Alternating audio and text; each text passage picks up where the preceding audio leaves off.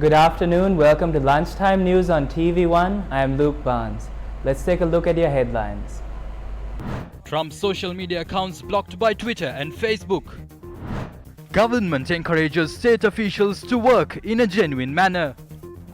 Sri Lanka Army establishes Agriculture and Livestock Corps. Udayanga Weerathunga's temple trees address draws heavy criticism. Protests outside the Capitol Hill building rocked the U.S. as violence claimed 4 lives today. Pro-Trump supporters gathered outside the building as the Congress convened to certify the results of the recently held presidential election. Sports Minister Nama Rajapaksa tweeted that repatriation flights will be increased within the next week. Nama Rajapaksa said the government quarantine centers will be provided for all those returning to the country. He further tweeted that paid quarantine is not mandatory and thanked President Gotabaya Rajapaksa for his commitment towards the repatriation issue. A special event was held at Temple Trees on a special program titled Discussion with Villages that is being implemented by the government. Mahinda Rajapaksa and Basil Rajapaksa, who heads the Presidential Task Force on Economic Revival and Poverty, were present at the event. Cabinet ministers, parliamentarians, ministry secretaries, district secretaries, divisional secretaries, accountants and planning officers were also present.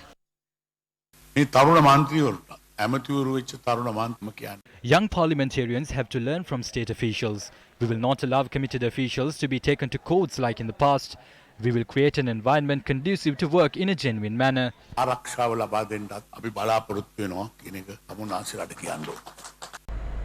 The inauguration ceremony of the Sri Lanka Army Corps on Agriculture and Livestock was held at the Army headquarters today.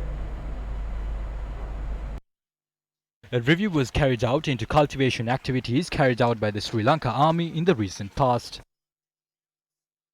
දේශීය කෘෂි නිෂ්පාදනයන් එමගින් ස්වම්පෝෂිත ජාතියක් බිහි කිරීම සඳහා අප තැබූ පියවර මේ වන විට ඉතාමත්ම සාර්ථක ප්‍රතිඵල අත්කරගෙන ඇති බව සඳහන් කළ යුතුමයි. I wish to state that our efforts in establishing a nourished society by promoting local agricultural products has proved to be effective. Based on the instructions of the Director General, we will commence the cultivation of paddy, coconut, mangoes, cowpea, maize and cashew on cultivation plots manned by the army and abandoned arable lands belonging to the government. The Sri Lanka Army has been able to set foot on these activities under his leadership. Throughout the past, we had to import certain commodities required by the Triforces and the police even during the 3-decade-long war. We had to incur massive expenditure for these imports. We take great pride in declaring that the Sri Lanka Army is now able to manufacture and distribute these products. අප මේ වන විට හැකියාවක් ලැබී තිබීම සම්බන්ධව ආඩම්බරය විය හැකි තත්ත්වයක් තිබෙනවා. Concerns were raised in Parliament today on Udayanga Weerathunga's address that has been provided at Temple Trees. Newsfirst Hassan Shazuli joins us from the newsroom. Yes, thank you very much, Luke. Concerns were raised in Parliament today regarding the address of former Sri Lankan ambassador to Russia, Udayanga Weerathunga. Now, opposition parliamentarians have been raising concerns on the address of Weerathunga after documents filed with the Sri Lanka Tourism Development Authority identified his address as Temple Trees. That is incidentally the address of the Prime Minister's official residence, although Weerathunga does not hold an official position in the government. Speaking in Parliament, opposition parliamentarian from the Samik Jana Balawege, Chaminda Vijayasiri, questioned the grounds on which Weerathunga had identified Temple Trees as his official residence. He also accused the government of providing appointments based on relationships to their allies instead of following a system of meritocracy that the government pledged to implement before coming into power.